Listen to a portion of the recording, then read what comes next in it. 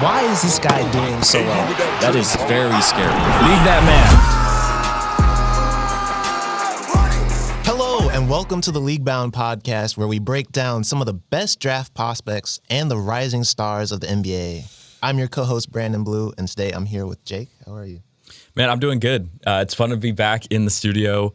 League Bound is back, and I can't be more excited. But with a new season comes some new faces, and we've got a new guy here to provide some new takes. So, Cameron King, do you want to introduce yourself? Hi, I'm Cameron King. I'm from Omaha, Nebraska. I'm a writer for the Daily Nebraskan and the Lincoln Journal-Star. I'm a Lakers fan and a Kentucky college basketball fan. Yes, sir. This should be an exciting new season. We've also got Brody over here. Yes, sir. Not going anywhere anytime soon. Since our last episode, it was the 2023 draft cycle, but we are now in the 2024 draft cycle. So it's time for us to break down some of the prospects that have been drafted into this year. It's been too long, and there has been a lot that's happened. So what are your guys' thoughts on a lot of the rookies that have been exceeding, failing, average? What are your guys' thoughts? I think my first one is definitely Scoot Henderson. I thought with Damian Lillard moving forward from Portland into Milwaukee, I thought Scoot, with how hyped he was, there was some talk last year with Scoot and Wemby, who was actually going to go number one or number two. And he's been pretty solid so far, but I mean, just clearly Victor's been, that number one guy in this draft class. So a little bit surprising that Scoot hasn't yet been able to match the hype that he came in with.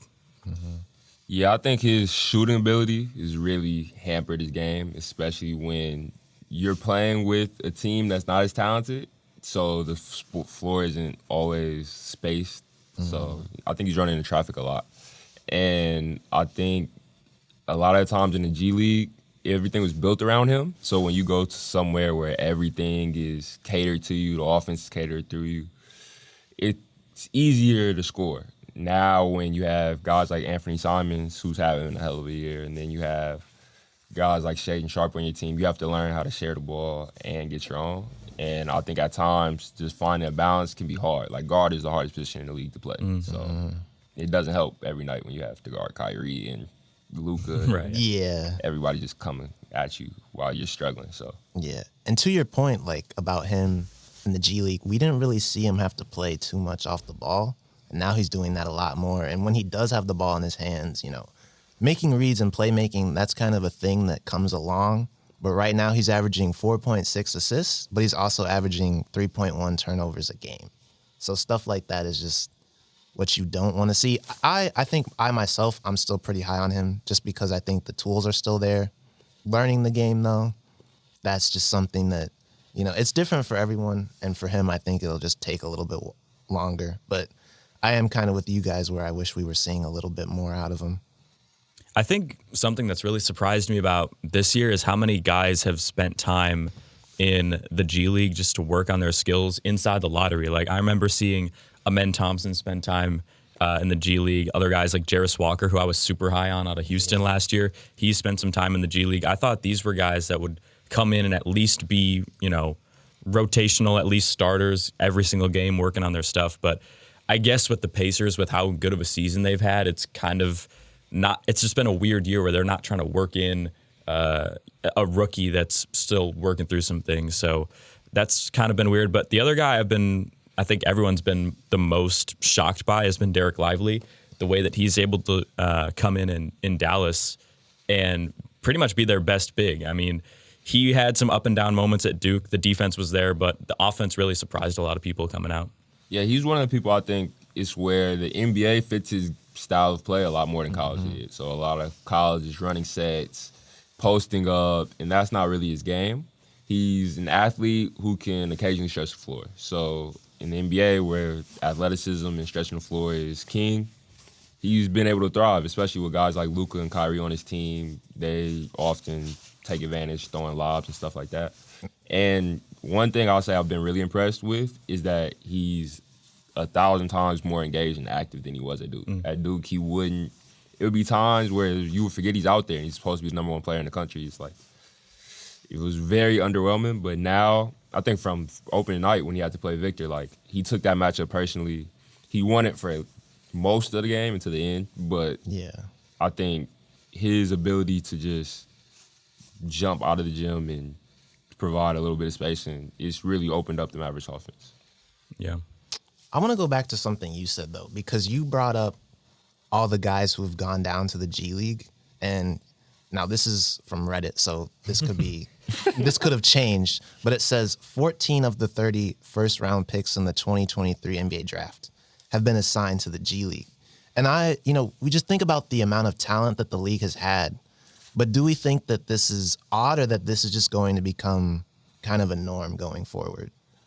I think it's going to become more of a norm going forward, because if you look at it, the draft class is actually really good. Like, even some of those guys who spent time in the G League, when they've gone down there, they've put on pretty nice performances, and then when they get up with their team, they're able to contribute when they get a chance. I think the problem is the NBA has had the most talent it's ever had. I feel like there's 46 players this year averaging more than 20 points per game, which I think in 2017 it was something like 19 players. So it's That's crazy. League is a lot deeper. Yeah. So it's hard for rookies to come in and make an immediate impact. And when you have the G League and you have other first rounders playing in the G League, like, I can just sit the guy on the bench or I can go get him some reps. That's true.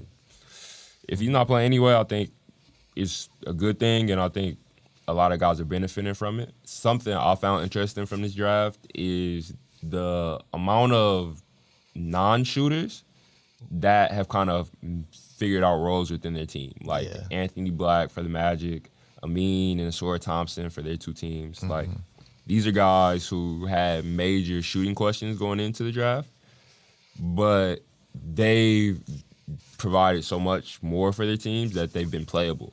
And I think that's something to watch for moving forward, to where, while shooting's probably the most important skill in the NBA right now with how well everybody shoots it, guys who provide everything else might still be worth taking a look at higher up in the draft. Yeah. I think one last player that really shocked me with how little he's had an impact is Jalen Hood-Schifino with the Lakers. I know, Kev, you said you're a Lakers guy. I thought for sure that was like one of the best fits in the first round. The way that he looked so calm and cool and collected at Indiana last year. He had multiple games where he was their best player, taking good shots everywhere around the court. And this year, he has almost no role so far. So are you concerned about that at all? Or is that something they're just kind of waiting to elevate him a little bit more? So, to be fair, guard is the hardest position to play. Mm-hmm. And especially when you're getting, like, inconsistent minutes. Like, a lot of guys, like Scoot, like, he looked like how Jalen Hood-Schifino's looked like in the beginning of his Trailblazers tenure. Like, the first couple games were really rough. And Jalen Hood-Schifino's never kind of been able to get out of that stage because he hasn't really gotten the opportunity to play a whole lot. And that's because he's looked really bad. But Yeah. I'm concerned because of his peers and what they look like, and the pick before and a few picks after, with Keontae George going one pick before and Cam Whitmore going just a little while after, who I personally want the Lakers to pick.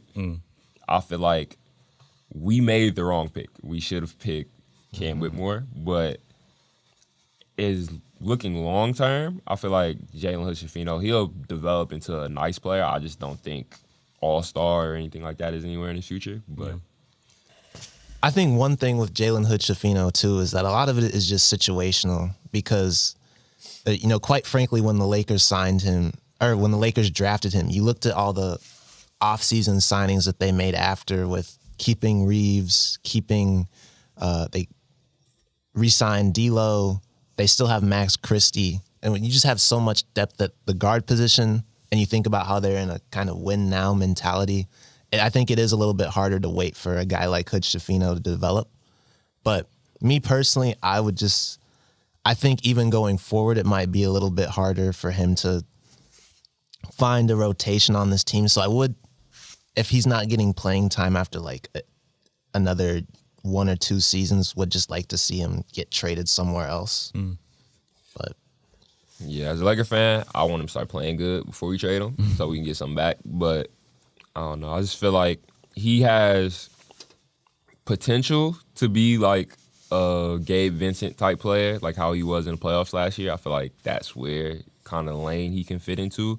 He just has a lot of work to do, like just tighten up his handle, his shot, and really just playing and being aware of what's going on the court. I feel like a lot of times he's not really dialed into the scouting report, which can be hard for rookies. Like when you're not playing 20 games in a row and now you want me to come in randomly in the middle of game 21.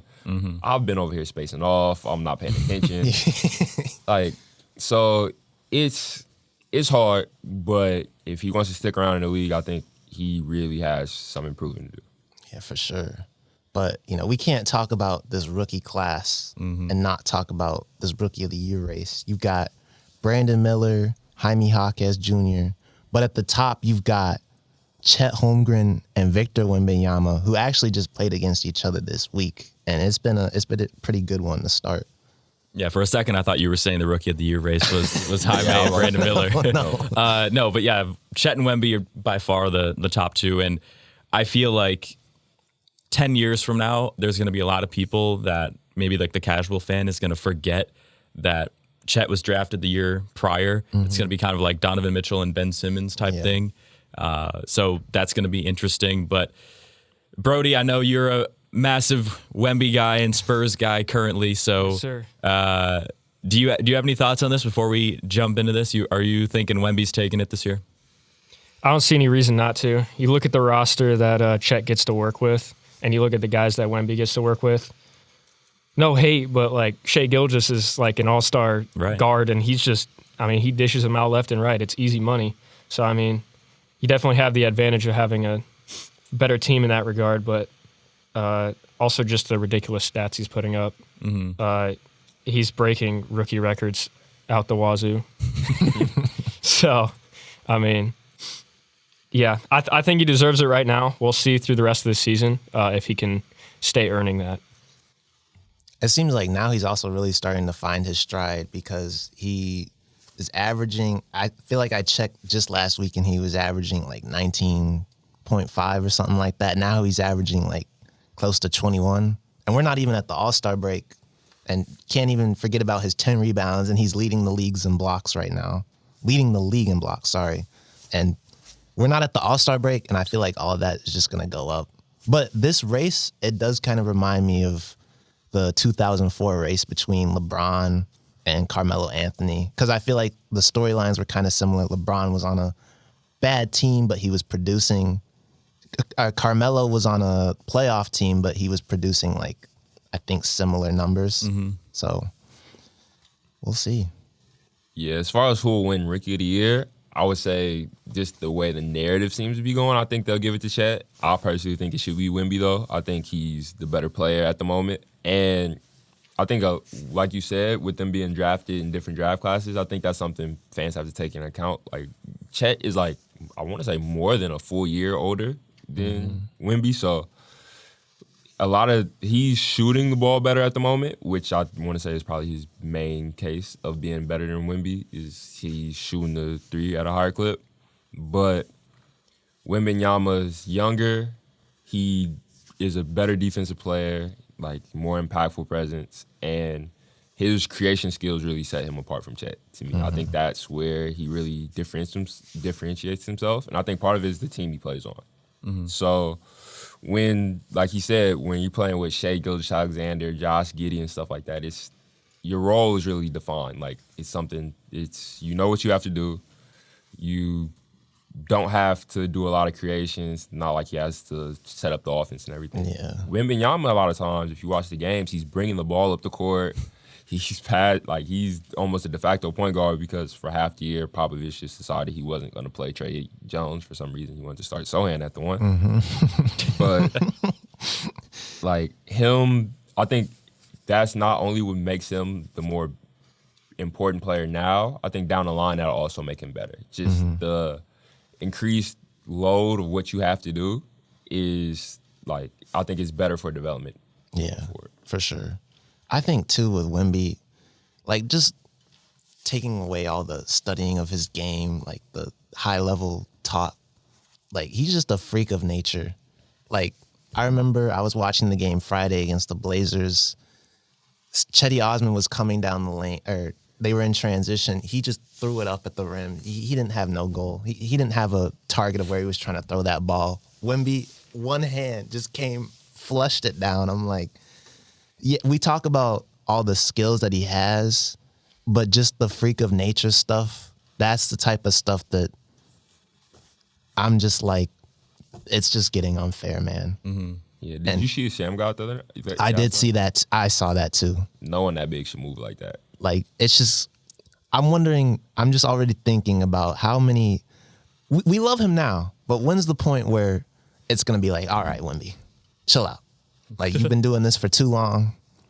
No, I can definitely see, you guys remember when Giannis, like, he had been good for like 2 or 3 years. Mm-hmm. James Harden just came out and was like, if I was at talk, just go to the dunk every time. Too. Right. I think there's definitely some of that in Wemby's future. Like, the haters start to come. And I think for players, like, Joel Embiid dropped 70 on the Spurs last night. Wemby didn't get all 70, though. It was a lot of Zach Collins in there. Mm-hmm. But I think the best players in the league, you better get him now. Like, this is, he will only get better. As long as he stays healthy, he's only going to get better. So, yeah. I remember seeing a picture, I think it was on Instagram recently, where it was like, when was the last time a rookie was guarded like this? And it was like a bird's eye view shot where he picked his dribble up. He was looking for a shot or someone to give it to. There was like 4 guys collapsing on him. So I think that is a fair point. I mean, we seen Zion do some crazy things when he was at his most healthy, but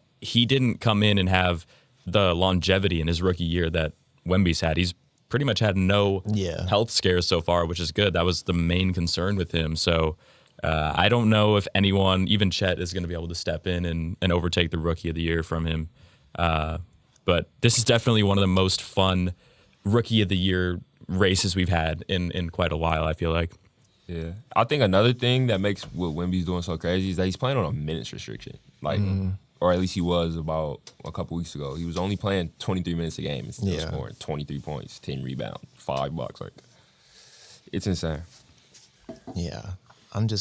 I do want to give some respect to Chet, though, because Cameron wasn't with us yet, but he was one of the first guys that we talked about. And I remember we rewatched the episode, and me and Jake were saying he couldn't be a traditional 5. Clearly, that was wrong. But I know I had some concerns about I think it was like his defensive skill set. I would just like to say that all of that was wrong. And Chet is like, I think what makes him so dangerous is that, he's skinny and like he gets back down, but he comes down on the offensive end. And like the other day they were playing the Pelicans and he was guarding Jonas Valanciunas, and Valanciunas just backed him down, him with his little hook shot. But then he came right back, took him on the perimeter. And the thing about Chet is he's so comfortable just taking it to the hoop, sized him up, got a nice easy lay. So it's like people will give him stuff, but he can give it right back. So I would just like to give Chet his respect. Yeah, I think one of the best parts about both of them is they're super competitive. Like, they really, really want it. And like, even when like, it's nice, like, where Embiid is just, he's dead set on trying to kill Wemby. It's just like, you could just see he wasn't going down without a fight. Like, he wasn't cowering down. He wasn't afraid. Like, he gave it back. He had 30, I want to say. So, 33. 33, yeah. Sorry, yeah. But yeah, so I mean, I think there's going to be 2 really big problems for years to come. I would like to see the Thunder add another big, though. I feel like just for when you have to play Jokic or Embiid, like, I think the Thunder have like a finals level team. They just need a couple more pieces. And they're both in the Western Conference, so the West is really looking tough for the next decade plus, I feel like. Yeah, they gotta Wemby some help though. His teammates are really frustrating. They don't want to pass the ball. But you can kind of tell they've been getting better recently though. It looks like Popovich might have threatened some people's jobs. Like they've been passing the ball a little more willingly than they were to start. I remember at the start of the year, I watched a couple games. It was brutal. They would just look at them, know they should pass it. Like, you could see them like, I should probably pass it. Nope, shoot it. It's funny too, because like I was saying before, like you don't even have to make an accurate pass. Like you just throw it up there, he's gonna catch it. Somewhere in the vicinity. He's somewhere there. In the area code. Just get it right. Like you probably don't even have to look. Like he's up there somewhere. With this 2024 draft class, we haven't talked about it yet, and we're midway through the season. So it's time to finally give our thoughts on some of these guys. So I want to hear from all of you, except for maybe Brody. Who is your favorite prospects in this year's class? Yeah, I could start it off. Mine for kind of the top of the line, top of the lottery is definitely Jacoby Walter. You watch some of his highlights, he has some crazy shots. And whenever I'm looking at the top of the lottery and a lot of like guards or wings, I look at what are their offensive just instincts and tendencies. And if they hit their ceiling, what does that look like on a playoff team in the NBA? And when you've got a guy that's not afraid to go out there and take those difficult shots, sometimes it doesn't work out, like we've seen from Jalen Green this year, just taking ridiculous contested shots. But sometimes it does when you think back to the bubble with like Donovan Mitchell, Jamal Murray, just having no fear on offense and carrying teams deep into the playoffs. So I think he's definitely got some ways to go on offense, but he's shown me some of those instincts, and I think his future is super bright. Yeah, I really like his game. He's super competitive, which it kind of aligns with one of the Thunder's GM, Sam Presti. He has a quote where we don't know how any of these guys are going to work out. Like, you're judging them at such a young age, so we draft people, not players. Mm-hmm. And to me, like, everything I've seen, like, he had a documentary in high school about his link year team that won the national championship last year. They went behind the scenes, and you could just tell from watching him, he's a really competitive player. That, coupled with his creation for himself, he's able to make plays for himself. You don't have to run him off screens or anything like that, but he can also shoot off screens. I think bows really well, and even when things aren't going well, he's gonna shoot. He's still gonna shoot it. So I'm just looking at his game log too, and I like him too in the sense of he's gonna find a way to get his shot off, and like that in its own is definitely a skill. People don't really talk about that. But I also think, I'm just looking at his free throws, and especially these last two games, he was 9 for 10 from the free throw line, 9 for 11 the game before. The ability to get to the free throw line and like just be aggressive, especially, when he gets into the league, his call's probably going to be a little bit different. But when you're able to get to the free throw line consistently, especially in today's era, we're seeing that's also a very valuable skill set. And he was 9 for 10, 9 for 11. And before that, he's just he has a high percentage of free throws. And for a guy who's built the way he is, that does what he does, that's something that I think you really want to see from him. Yeah, and his efficiency isn't, it's not going to blow you away. It's around 41% right now. But if you think back last year, another guard at Baylor with Keontae George, he had some struggles efficiency-wise in college, and he's been one of the better guards in this rookie class. So I definitely think field goal percentage is something that can be concerning, but, if you're drafting a guy for their high ceiling, you want them to be someone that's not afraid to go take 10, 15, 20 shots even in a single game. So he's got a bright future, in my opinion. Well, a guy that I'm high on, I think he's still a little bit of a project in some ways, but I also think he kind of has that mix of there's a lot to work with. But Cody Williams, he's either 6'8", 6'9", plays for Colorado, has a guard skill set, but he also has the defensive capacity to do whatever you need. He's someone who I'm definitely, he might not be fully there yet right now as a shot maker necessarily, but when he gets into the league, he's someone who I'm definitely going to monitor in the years going forward. And plus, admittedly, like you just look at his brother and you see how much his brother has filled out. Like they were both, his brother even more so he was like shorter, 5'10", 5'11" at one point, went on a huge growth spurt, put on a lot of muscle. Mm-hmm. And I feel like Cody, I'm not like an expert on frame bodybuilding, but I feel like he could probably put on a good amount of weight too. And I just like his game to me. And I feel like from everything I've looked into, he has a love for the game, and that's something that you need to go far. So he's someone I really like.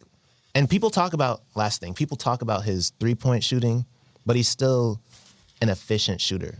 You know, he might not be a insane creator, but if you put other good ball handlers and creators around him, other scorers around him, at the end of the day, I think he'll be just fine.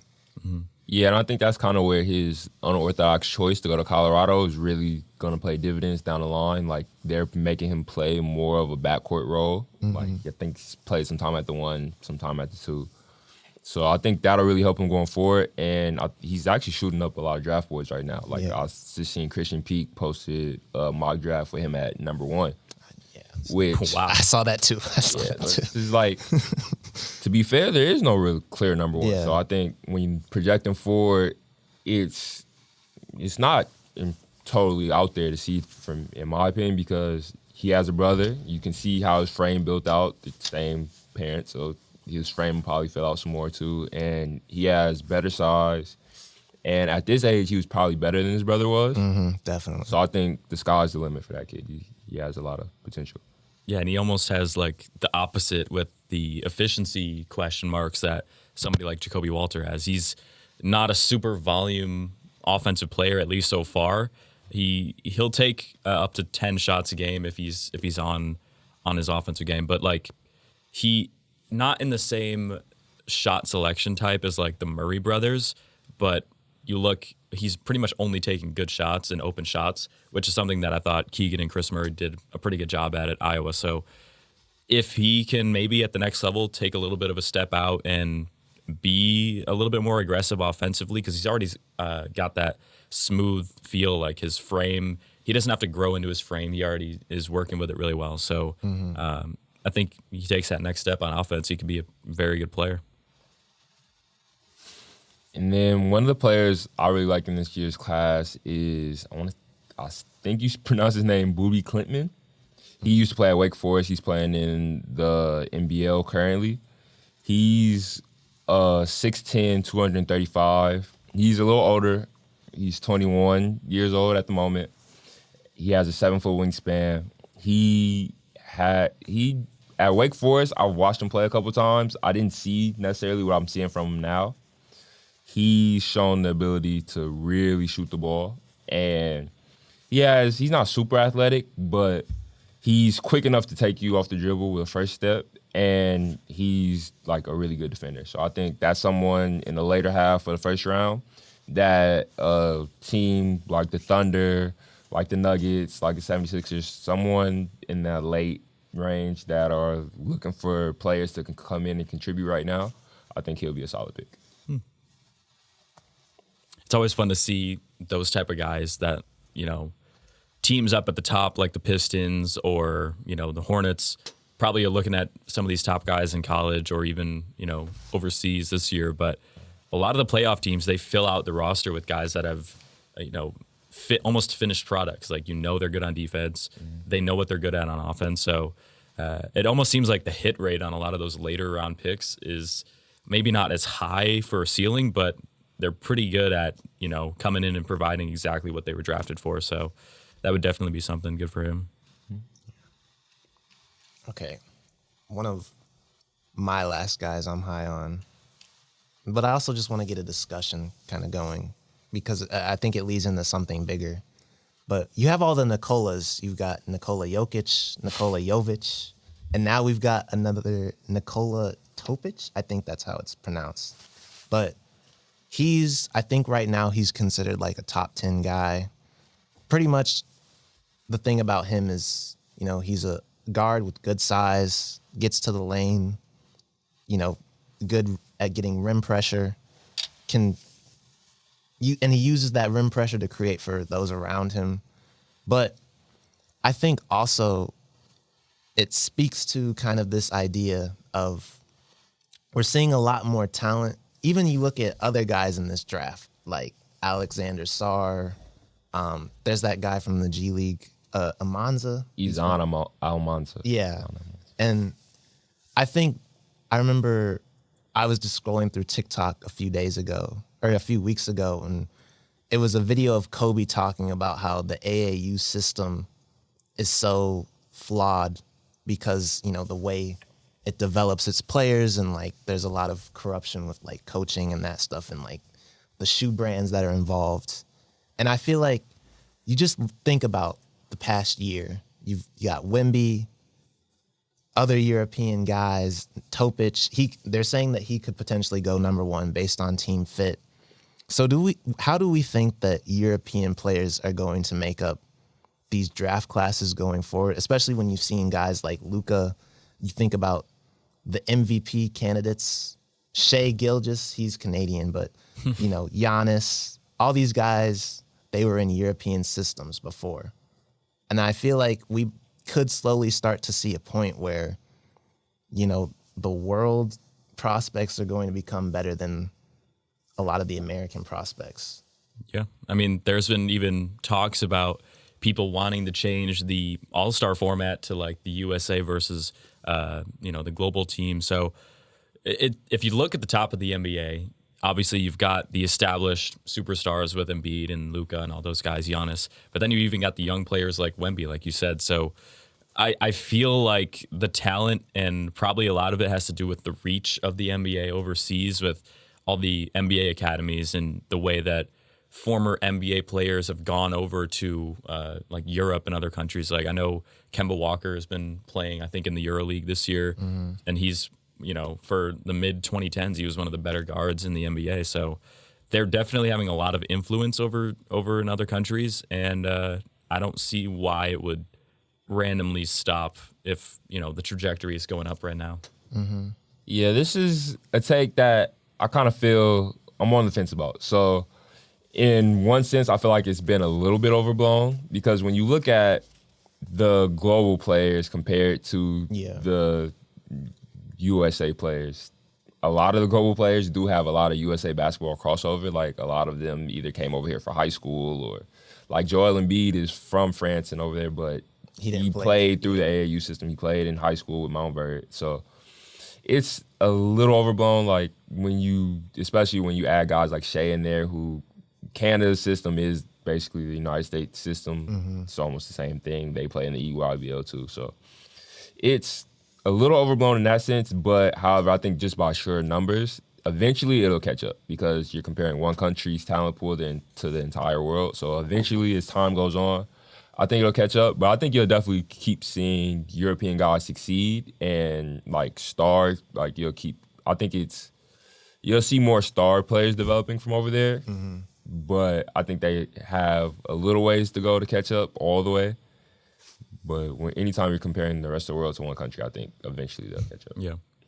I almost feel like a lot of it had to do with earlier on in like the 2010s was just like major media like ESPN just refusing to actually deep dive or cover these people. Like when Frank Ntilikina was drafted, it was like a lot of just bad press, and the Knicks fans didn't like it. And he didn't turn out to be great, obviously, but I feel like there's just a lot more respect among the major media organizations and a lot more coverage for players like Nikola Topic, or obviously Wemby was probably the most hyped prospect ever. So, yeah, I think they've done a lot. I think the NBA has also stepped in and kind of helped a lot. Well, I know with their app, like they broadcast some of Topic's games every once in a while. Like they broadcasted a lot of I think every Wemby game last year. So just it's a good thing that the game is globalizing, and I think as long as the league and the media continue to keep looking over there, they'll keep finding prospects. But I don't know. I just feel it's just a little bit overblown. Like I feel a lot of those guys are good, but if you look at them, and like there are also some really unique development stories. Like Giannis grew a lot of inches when he came into the NBA and put it on mad weight.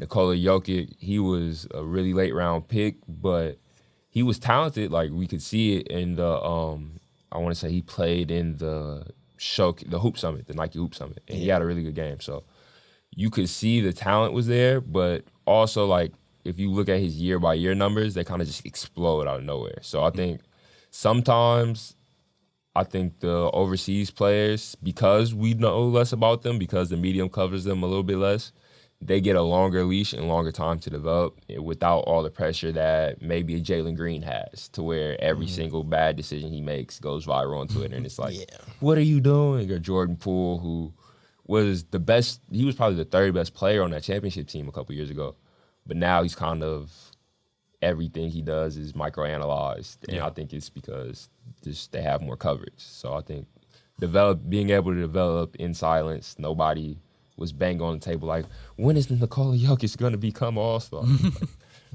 I think that helps a lot.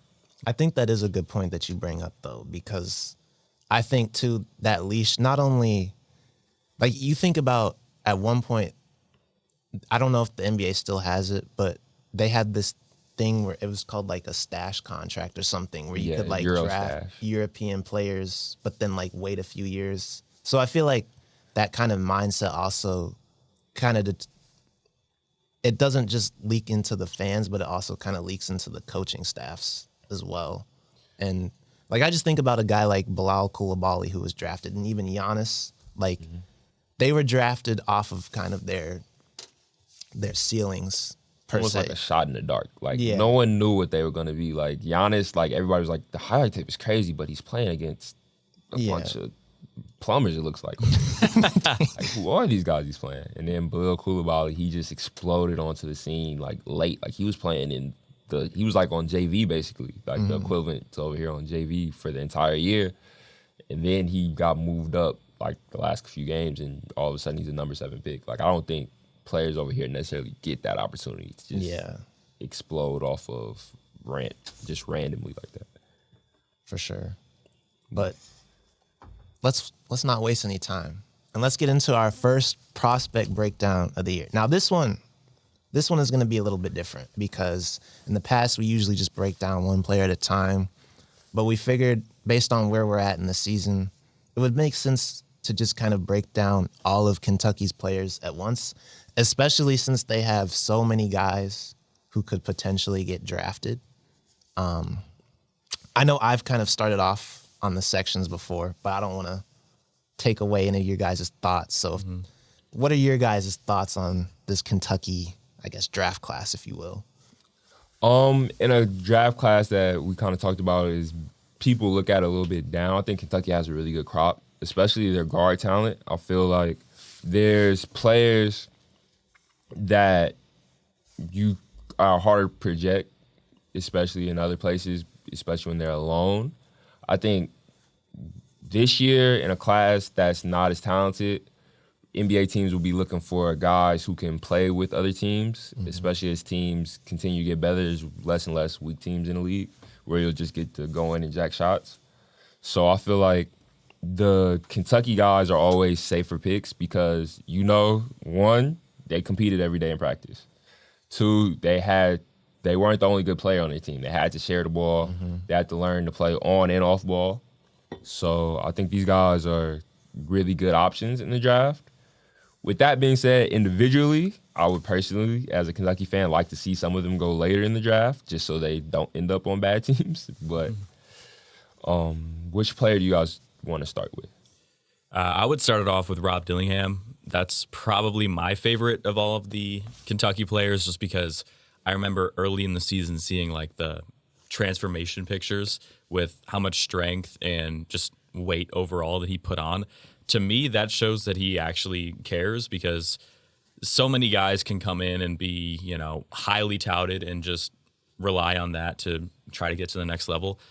I feel like that shows that he saw that there were issues with his frame and wanted to address it immediately so that he could come into Kentucky and be one of the best guards in the country. And he's had some huge performances for them this year. I think he's probably going to go highest of all of the players, but I know Reed Sheppard is getting a lot of hype recently too because of how efficient he's been. But personally, I would take Rob first. No, I agree with you. I think Robert, I didn't mention it in our other segment, but he's definitely up there, one of my favorite prospects too. I think he'll probably, I'm trying to think of like other college guards right now where they're at, but I think he'll probably end up being one of the highest. I think he could even go higher than Isaiah Collier. But I think too, he just also has the skill set to be a lead guard. And, he's playing behind, Sheppard, Reeves, Wagner right now, or not behind, but with them. So I think, he doesn't have to do as much, but I think he has the capability.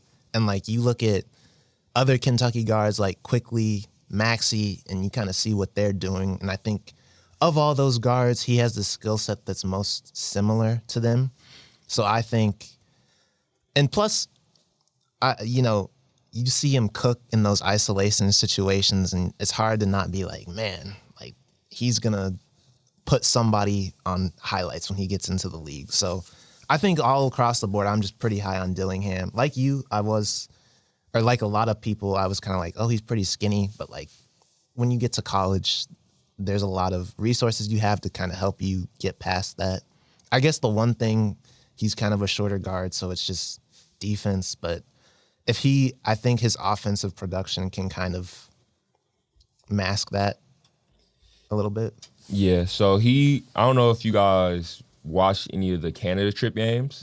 So Kentucky took a preseason trip to Canada, and they played against a bunch of world teams, and Dillingham was horrible, which was concerning because I was a really big Dillingham guy. Like coming out of high school, like a lot of people were down on him because they thought he was like just a good stats, bad team player, like just shot a lot, was a ball hawk. But to me, like, he's one of those players that when you watch, it makes you want to go out there and play. Like, I just have to go try some of this stuff he's out there doing. Like, so after the Canada trip, he took it upon himself before he even got to campus to gain that, I think it was 15 pounds, which to me, like, kind of similar to what you said, is really impressive. Like, one, it shows the want to, it shows that he wasn't okay with being a subpar performer, which I think is a big key in the league. Like, it's going to start off rough. We talked about Scoot Henderson early. We talked about Jalen Hood-Schifino and other players, all-stars, like Gilbert Arenas. He's gone and talked about how rough his start was.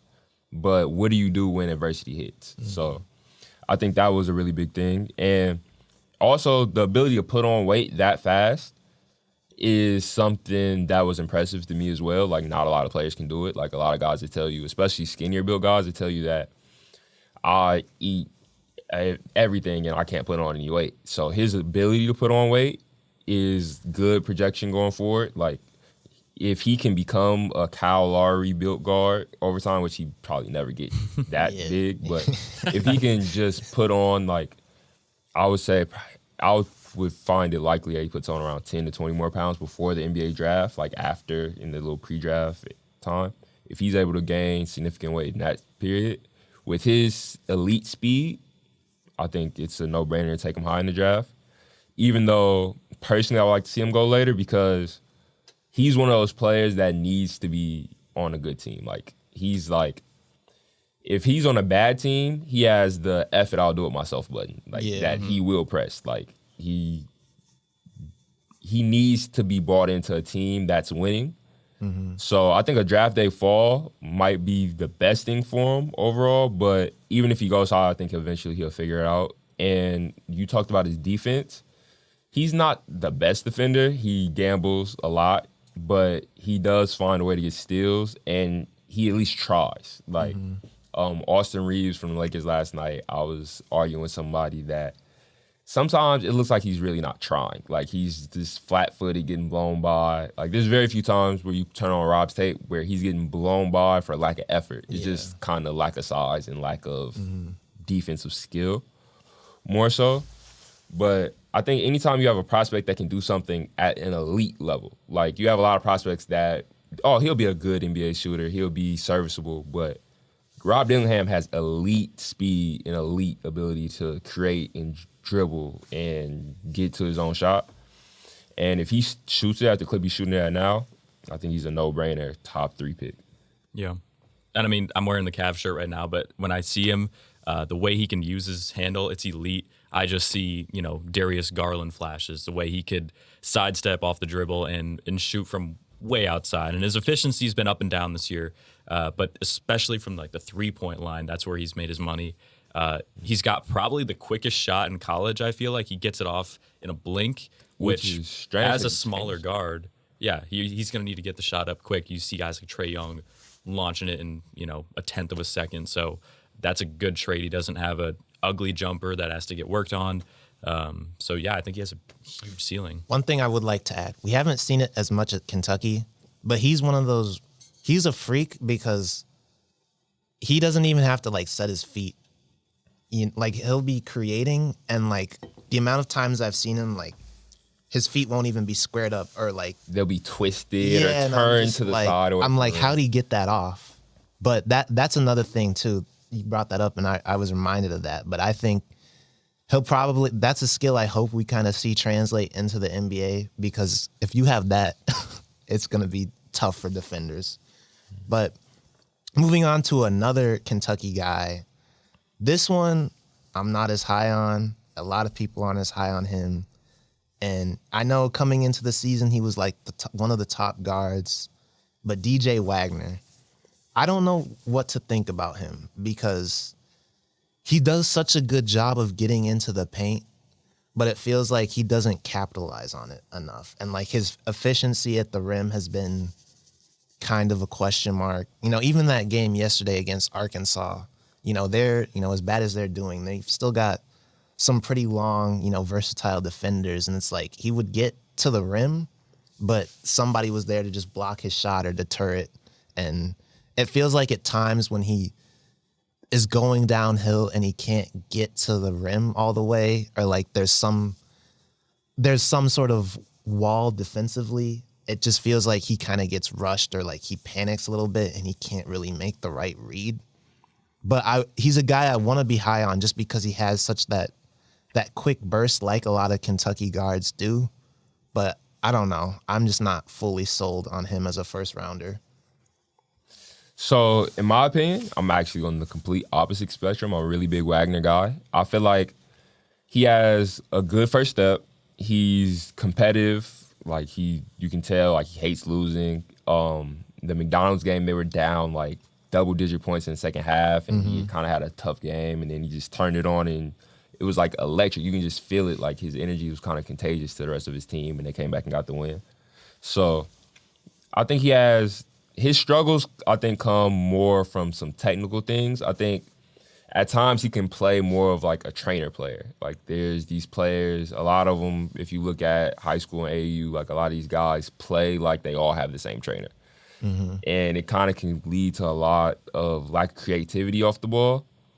And I think that's kind of where he's gotten into trouble, to where he'll do the same move a lot and he'll over dribble instead of just getting off it fast. When he's at his best, he's moving the ball, getting off it fast, cutting, and being able to make quick decisions off the pick and roll. When sometimes it does look like he's a little hesitant or he's not sure of himself, his decision-making gets a little iffy.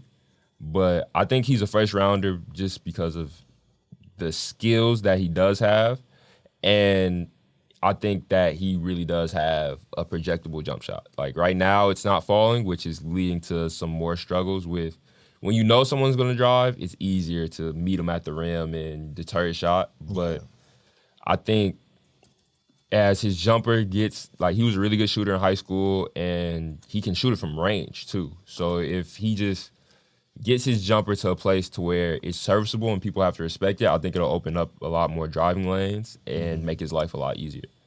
Yeah, you guys talk about the way that he's able to get to the rim pretty well, but something that concerns me a little bit is he's not really drawing a lot of fouls. You look at all of his box scores, I think the most free throws he's taken in a game this year is 8. And we just talked about Jacoby Walter went 9 for 10 and 9 for 11 in his last 2 games. So, if you're going to drive to the rim and not draw contact, that's really where the problem is, because that's going to create a lot of issues offensively with spacing. He'll probably pick his dribble up or jump in the air looking for something, and there's nothing there, and it's going to be a turnover. But do you guys think any of his issues have to do with specifically Kentucky's roster with playing with all these other top guards, or do you think it's just something he's kind of working out on the other side of things? I mean, I think it's, with any person, their situation is going to be different. And I think for him, he hasn't really been in a situation where he's had to play with so many other talented guards. So I think for sure it definitely is going to be an issue, especially when, at times him, Sheppard, and Reeves, Dillingham, any time when, more than one or two of them is on the floor, it's definitely going to be difficult. But at the same time, it's like, in a way, you feel like that would almost make his job easier in the sense because you have so many other threats and you have so many other guys who can run the offense. Now, it seems like when they are on the floor, even when Dillingham's on the floor, it seems like Calipari's more likely to run the pick and roll or initiate with Wagner. But I think that can definitely have an effect on his success. Yeah, I think that decision is more of a trust factor. I think he really trusts Wagner. He talked about a lot how Wagner's his most coachable player. Anything he says, he basically goes there and does it. But I think Wagner would benefit from getting off the ball just a little bit, playing more of a two guards, maybe getting the opportunity to hunt his shot a little bit more. But I think he might struggle from what Dillingham struggled from in Canada. I think he could use maybe another 15 to 20 pounds because you look at it a lot of times in high school, he was able to blow past guys, and there really weren't any real bigs, so he could kind of scoop around longer, maybe shorter guys. But now he's running into guys who are built like these are 24, 25-year-old guys he's running into that have been through 3-4 years of strength training. And I think a lot of times a reason why he's not getting a lot of those fouls is that he's not necessarily going through the contact. He's kind of scooping around it, pulling up ahead of it, or a little bit too much finesse, maybe. Yeah, he's more of like a slithery finisher. And I think with his speed and first step, he could benefit from a couple more pounds to really go through people. I think that would lead to a lot more foul calls and open up more of his game. Do you guys think that getting him some kind of NBA training would be heavily beneficial to him? And do you think that's kind of an incentive for people to take a shot at him? I think with the skills that he has right now. I think getting him on an NBA team, I think he'll benefit more just because there'll be even more space than there is now, even though Kentucky is spacing the court better this year. There'll be more space, and the bigs will be better in pick and roll. When you see him shine in high school is with Aaron Bradshaw, who's been good this year, but his injuries kind of set back like his physicality a lot. And in high school, you would see them like DJ would drive, and when they did play teams with bigs, he wouldn't necessarily look to finish. He would always look to drive, draw two, and dump it off or throw a lob or something like that. And the lack of that, I think, really hurt him in the beginning of the year. Now that we have Wagner Into back and Zvonimir Vizic and Bradshaw steady coming back, the better they play, I've noticed, the better he normally tends to play. So he's just one of those players that could benefit to going to a team like Charlotte or a team like the Spurs that he can create and get to the rim, but maybe where he would struggle finishing, he can dump it off to a big. He has a really good ability to get passes through in traffic. So, actually, I'll ask this after we do our next guard, but this is another prospect who I'm also coming into the season, I didn't really know much about him, if I'm being honest. He made the McDonald's All-American game. You know, they kind of talked about him as being like the son of Kentucky legends. But you looked at the high recruiting class for Kentucky, and you saw the people they had, Wagner, Bradshaw, even Justin Edwards, who's a guy I was really high on. And you looked at Reed Sheppard, and you didn't really know what to think. You weren't sure what the playing time was going to look like. But I think him coming in and establishing a role as good as he has, and just the feel for the game that he has and the efficiency, it's just very obvious he's probably going to be a one and done at this point in the season. Probably going to be a first round pick, maybe even a lottery pick. So I think one thing about him, though, that I always see, but one thing that I think that doesn't really matter, quite honestly, is people always talk about how he's not really a lead guard type of player. But I feel like the one thing, though, is he's 6'3", so maybe you would like to see him do that. But I think that you look at a guy like Derek White. Like, I feel like they kind of have what he does at Kentucky and what he does at Boston is so similar but I feel like he doesn't have to go out there and be creating for himself to get an established role on an NBA team. Yes, Sheppard's like, he's a really smart player. He's sneaky athletic. Like he'll surprise you with how fast he is and how high he can jump, and he's a knockdown shooter. So in that way, I think he is similar to Derek White, but I actually think a better comparison might be Austin Reeves. Just because while he's a smart player, he contributes on offense, he's really crafty, getting fouled, knocking down free throws. He does struggle on the defensive end, like really bad, where Derek White is one of the better defenders in the league. Sheppard gives the appearance that he can be like a really good defender at times because he has really good hands. He blocks a lot of shots. He'll get a lot of steals when people aren't looking, but a lot of times in one-on-one situations, he gets just killed. Like he's just, I don't know if it's an effort thing. I don't know if it's just being young and really not knowing how to defend.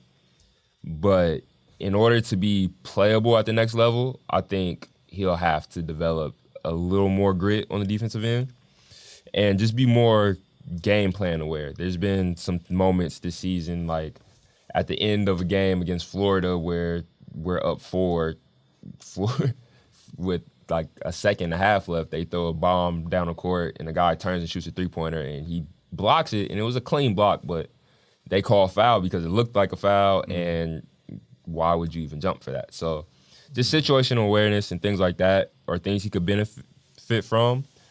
But overall, I am high on him just because he makes the right play 90% of the time on the offensive end. Like, he moves the ball fast.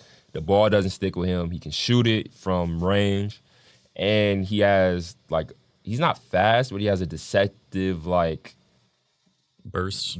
Like, he'll go at a time where you're not expecting him to go. So I think he has a lot of potential, but he needs to improve in certain areas. And, yeah, that's pretty much it. Yeah, I mean, it seems like a lot of your guys' concerns have to do with maybe just inexperience. All these guys are freshmen, so it's probably difficult, and I feel like there's a huge challenge on Coach Cal, and he's done this before with other freshmen, but to manage all of these freshmen, especially in the guard room, they're nearly all the same frame, around 6'3", 170, 180, to be able to work with the differences in their game, the differences in style. We talk about how DJ likes to get to the rim, not super effective at it yet, but that's kind of his goal. Obviously, Dillingham can shoot the lights out from way outside, and then Reed Sheppard's almost a little bit of a mix of both. He's efficient outside, good inside. To be able to work with all three of those on the same team is pretty impressive. But I just feel like I don't know how high up you would draft someone like Reed Sheppard, even though he's good at everything, but he doesn't blow you away in really any major category in the way that, you know, Rob has elite speed and he's elite shooting. Reed is just kind of like pretty solid to good at everything around the board. So yeah, he's someone I think would benefit from being in like a different draft class. Like, yeah.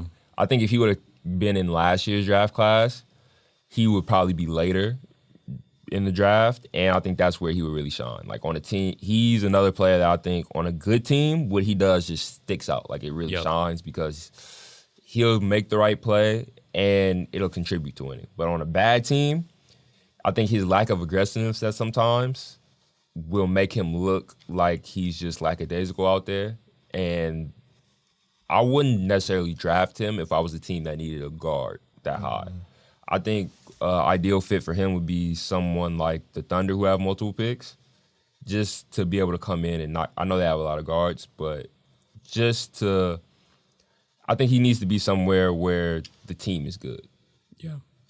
No, I definitely get what you mean. But I think it also, what you're saying also kind of fills into another kind of thought I was having about, like, you know, because he's 6'3", and like you look at Dillingham and Wagner, they're both kind of undersized as well.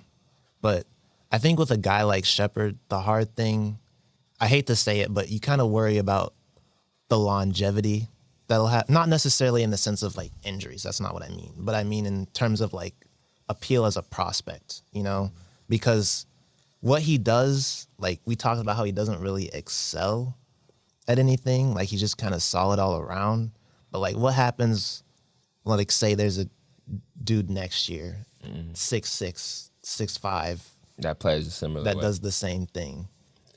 In my opinion, I do have to take a little gripe what you guys are saying to where he doesn't excel anywhere. I think he's a legit knockdown shooter, which I think will keep him in the league. But I do agree that he, as a prospect, he could get lost, like one of those players like Caleb Houston and with the Magic. Like, you drafted him, you had hopes for him, but they didn't come true right away. So maybe you draft over him, and just kind of he finds him where he's struggling to get on the court. And I think a lot of that is because of his size. Like, he's 6'3".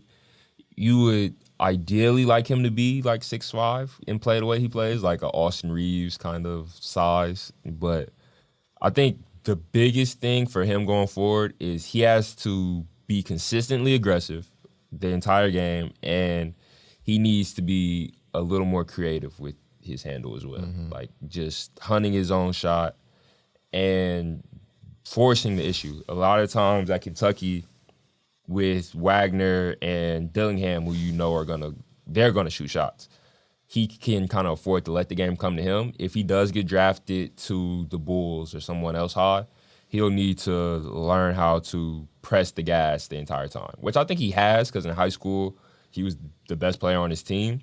He was playing power forward for he was playing everywhere. But I just think he has to show it on this level in order for him not to have that late in the draft process slide. Like, one of those guys who we're really high on until we really get to watching the tape and we're like, maybe not. And then have the unexpected draft day slip, like a Cam Whitmore or someone like that. Yeah.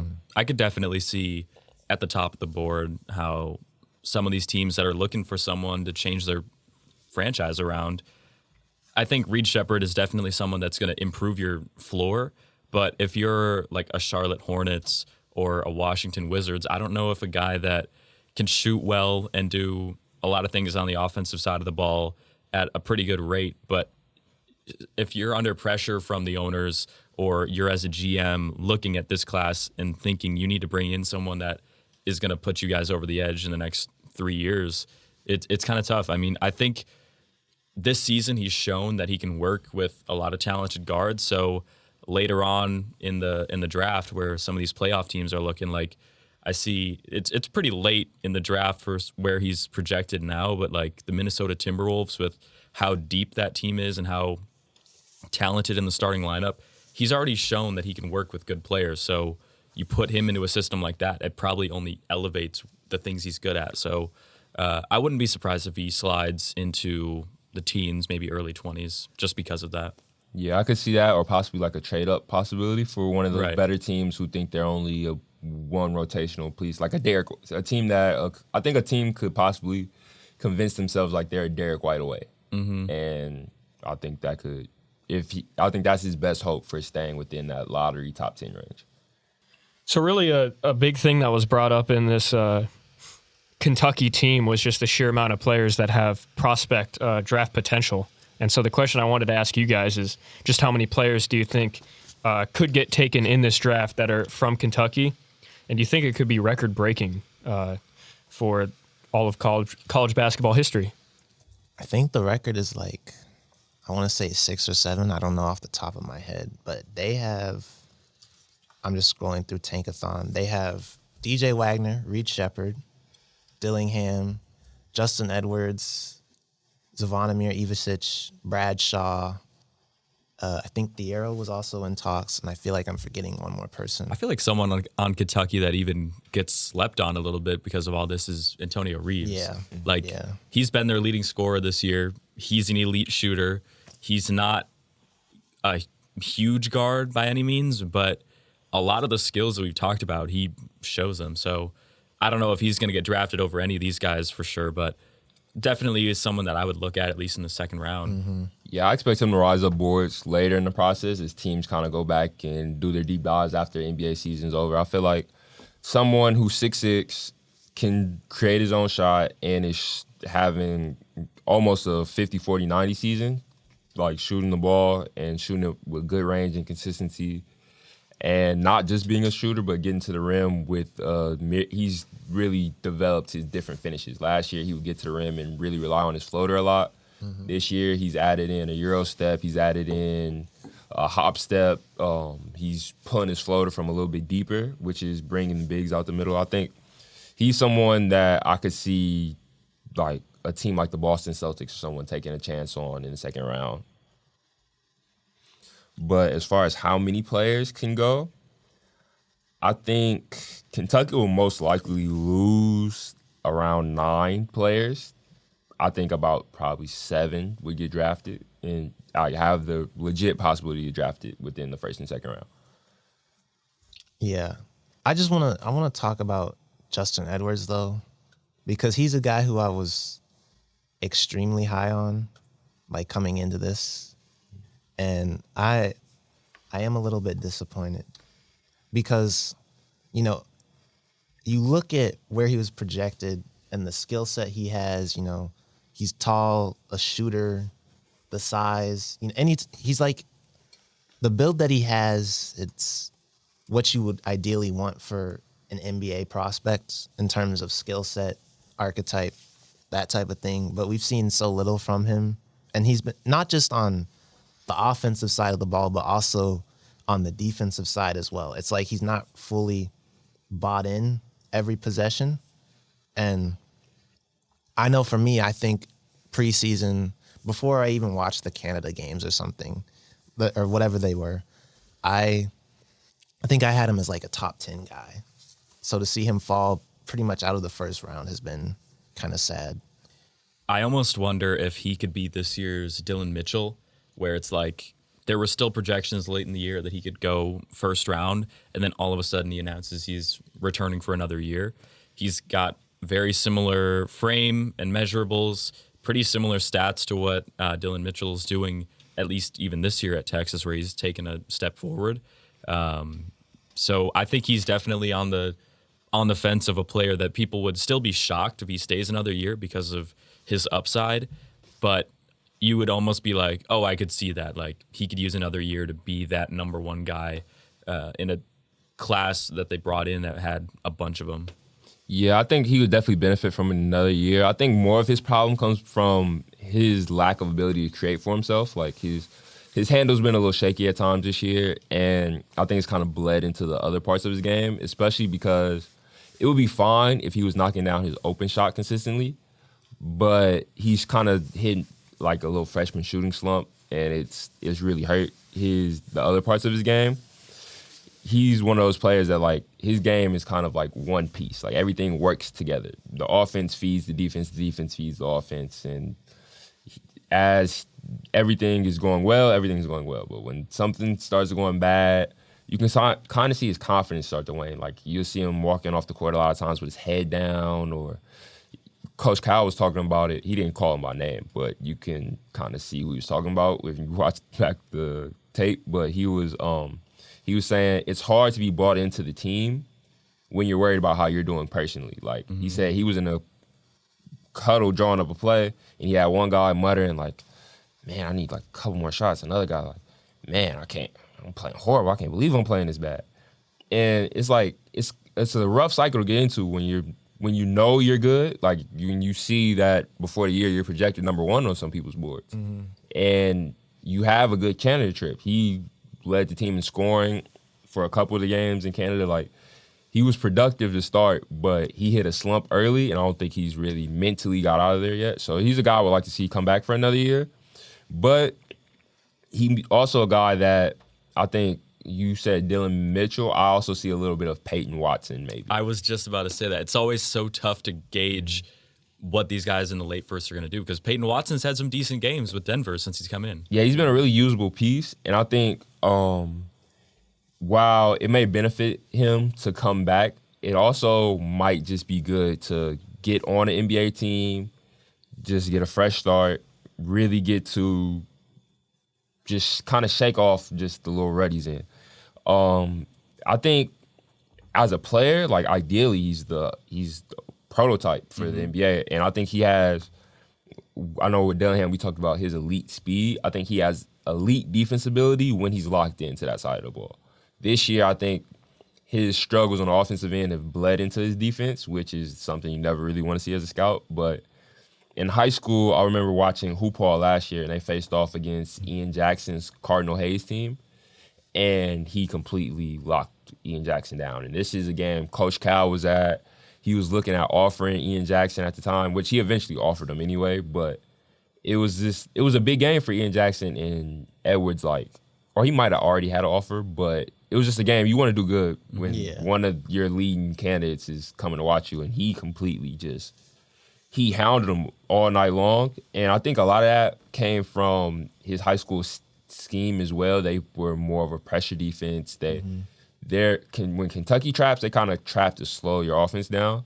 They were trapping to go and get steals, and so I think playing on a defensive team might help him a little bit more. So I would like the Timberwolves is also another team I think for him would be somewhere where he would fit in really well.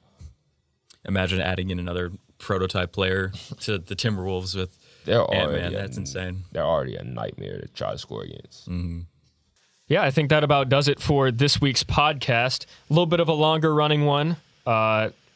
Should be about an hour 20, maybe even an hour 30 if we're pushing it that far. But let's close it out, and y'all give me some socials here so we can shout you guys out. They can find you, get some more analysis off of just the podcast from you guys. You can follow me at branden.blue on Instagram and Branden_blue on Twitter. You got me on Instagram and Twitter, just at Jacob Schrantz. You have me on Twitter at Cameron, KIN, 6356, and don't ask me why that's the Twitter name. It's just and then on Instagram at Cameron, K1NG_. And you can find me at Broderick Wilken on Twitter and at Broderick Wilken on Instagram. You can follow us on Leaguebound Twitter at _Leaguebound_. You can also subscribe to us on YouTube if you're listening on Spotify, and that's just Leaguebound on YouTube. And on Spotify, it is also just Leaguebound. If you type it in, you will find it. Yep.